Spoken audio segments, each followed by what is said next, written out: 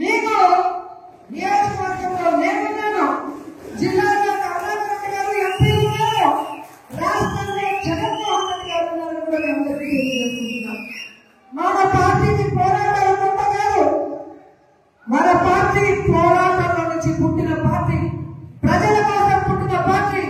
ఈ రాష్ట్రాన్ని అభివృద్ధి చేయాలి అని ఏ కలవైతే వైఎస్ఆర్ గారు కన్నారో వాటన్నింటినీ కూడా 60-70 సంవత్సరాలు ఈ ప్రజలకు అందుబాటులోకి రావాలి అని పార్టీ పెట్టి మీకోసమే ముందుకు నడిచిన జగనన్న పార్టీ, ప్రజల పార్టీ, మన పార్టీ.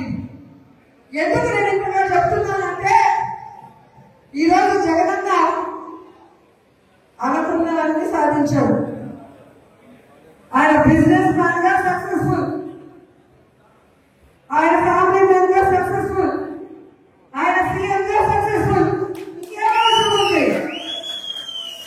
కానీ రాష్ట్రంలో కూటమి ప్రభుత్వం వచ్చిన తర్వాత వాళ్ళు చేస్తున్న అరాచకాలు, విధ్వంసాలు చూసి మనని నమ్మిన కార్యకర్తలు మనం కాపాడుకోవాలి, మన కోట్లేసిన ప్రజలకు మనం అండగా నిలబడాలన్న చిత్తశుద్ధితో ఆ రోజు నుంచి ఈ రోజు వరకు పని చేసుకుంటూనే వెళ్తున్నారు.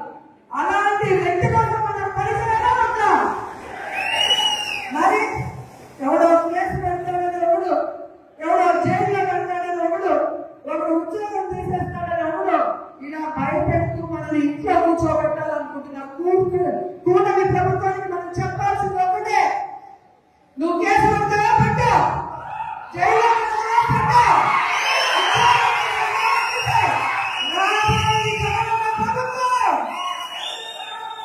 కేసులు పెట్టడానికి, విధ్వంసాలు సృష్టించడానికి భక్తితో సహా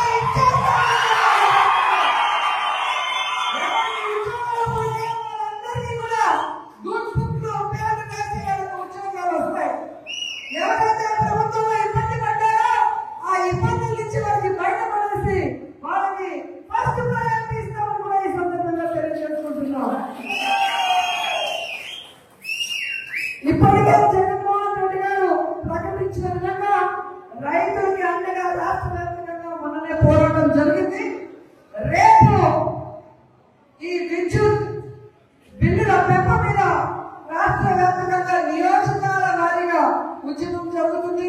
అందరూ కూడా వచ్చి ఆ ఉద్యమంలో పాల్గొనాలి అని కూడా ఈ సందర్భంగా తెలియజేసుకుంటున్నారు. అలాగే జనవరి 3వ తేదీ విద్యార్థుల కోసం ఫీజు రియంబర్స్మెంట్ కోసం జగనన్న పిలుపునిచ్చాడు.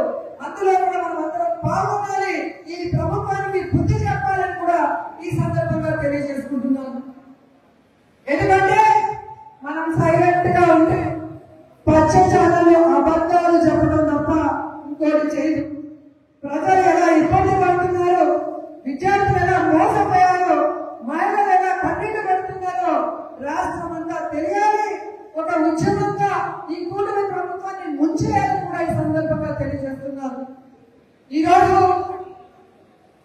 ఇంత వర్షంలో కూడా పార్టీ సర్వసభ సమావేశం అనగానే ఈరోజు ఒక్కొక్కరు జగనన్నని మేమున్నామంటూ బయటకు వచ్చినందుకు మీ అందరికీ పాదాభివందనాలు తెలియజేసుకుంటూ ఈ కార్యక్రమాన్ని ఇక మన ఎంపీ గురుమూర్తి గారు మాట్లాడాలని ఆయనకి హ్యాండ్ ఓవర్ చేస్తున్నాను. Thank you so much.